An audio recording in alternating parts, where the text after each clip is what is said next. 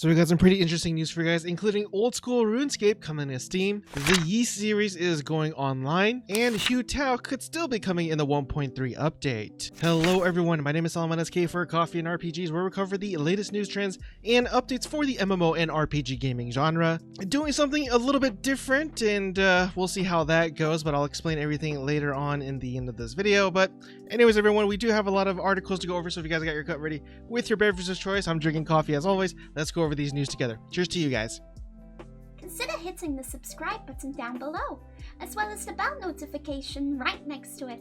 Thank you. Alright, so let's go ahead and start things off with PCGamer.com. And again, as I said earlier, Old School RuneScape is coming to Steam next month. As it says here, you'll be able to link existing Old School RuneScape accounts to pick off where you left off, whether it was last week or a decade back. But anyways, I think Old School RuneScape is definitely one of the underrated MMORPGs out there. A game that doesn't get talked about nearly as much and gets overshadowed by its more glamorous looking MMORPGs like World of Warcraft, Black Desert Online, Final Fantasy XIV and such. But if I were a betting man, I would argue that Old School RuneScape has a higher population than most MMORPGs out there, maybe with the exception of World of Warcraft, but even then I'm willing to bet it's very close. And to all you Destiny 2 fans out there, in their next article it says that Destiny 2 is scrapping weekly bounties and ramping up recoil. And it does go on to read here that Destiny 2 is ditching weekly bounties in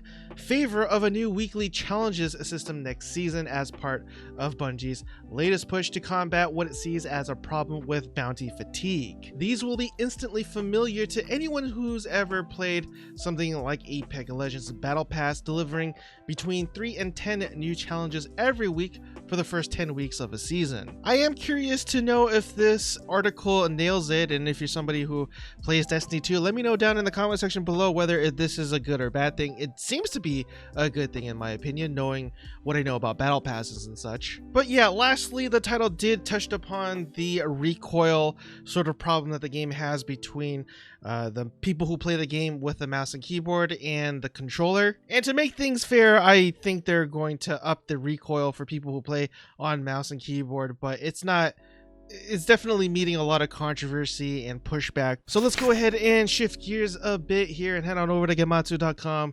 And in their article, it says that Yeast 6 Online, the Ark of Napishtim for iOS, Android, launches this spring in Japan. And it goes on to read that the recently announced mobile version of Yeast 6, the Ark of Napishtim, is officially titled Yeast for Online, the Ark of Napishtim, and will launch this spring in Japan as a free-to-play title with in-app purchases, the publisher announced. I honestly don't know if this is necessarily a good or bad thing.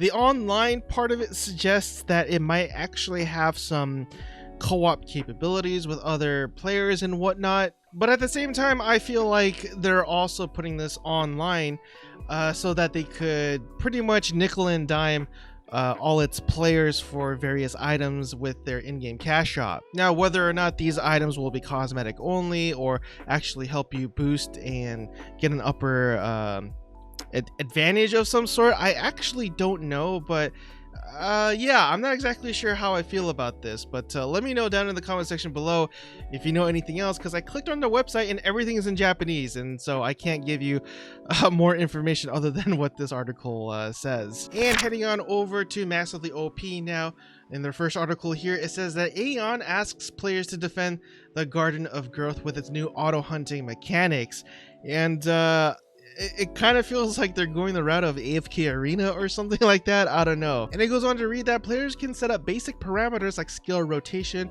whether or not to automatically use experience extractors and the like, and when to use recovery items, then just let the auto hunting system do the rest.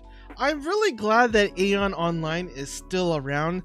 This is definitely one of those MMORPGs that I spent years on and have a lot of fond memories. But yeah, it looks like they're trying to change some stuff around to, you know, stay relevant and kind of change with the times. But something like this, I totally did not expect. I know one of the more passive MMORPGs you could argue would be Black Desert Online with their sort of AFK life skilling abilities that they have, but they don't, even Black Desert Online doesn't have anything like this. And in their next article, it says that Gamigo or Gamigos, depending on where you are, Echo of Souls gets a new level cap, dungeons, and advancement systems in update 3.0. And it says that players can now enjoy a new level cap of 99, dive into several new dungeons like the Kreinheim Zone 1 raid, Crimson Fortress, Arena of Ordeal, and the Hidden Challenge Tower, and also enhance their character further thanks to the Godstone system, Soul Share system, and the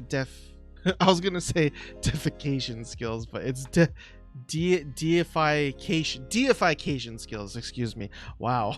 And this is something that I covered earlier in this week, but I thought I'd bring it up anyway since they are providing more content. And it says here that Magic Legends previews overland combat and map ahead of the spring open beta. Now, they did go over sort of a demo of the game and what to expect if you do participate in their beta tests, and the stream is over an hour long. I obviously didn't watch the entirety of this video, but again, I'll have a link to this down in the pinned comment section below if you care to look to see and what to check out. Let's go ahead and switch gears one more time and head on over to MMORPG.com. And in this article, it says that Star Trek's Perfect World Entertainment announces Perfect World Level Up Charity Initiative for the youth. And it goes on to read that the charity in partnership is with the Boys and Girls Club of America, which is a nonprofit organization that enables all young people, especially those who need it the most, to reach their full potential as productive, caring, and responsible citizens. So if you're somebody who plays Star Trek Online and want to do some good,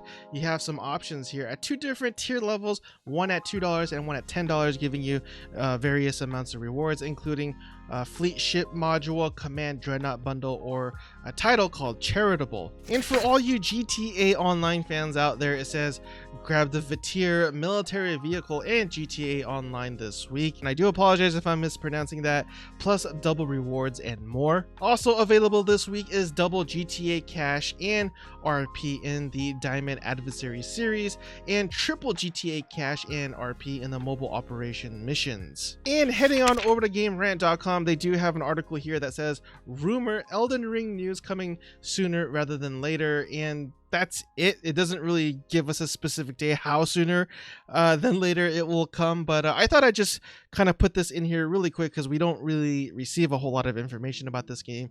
And if you have forgotten, or if you didn't know, yes, this is the game that's being partly written by George R.R. Martin, the same guy that wrote the Game of Thrones. And next, let's head on over to altchar.com, and I do apologize that the title is cut off on the right there, but it says, could Hu Tao still make her way into Genshin Impact 1.3 update? Many fans were disappointed after MiHoYo didn't include Hu Tao in the official trailer for the upcoming 1.3 update.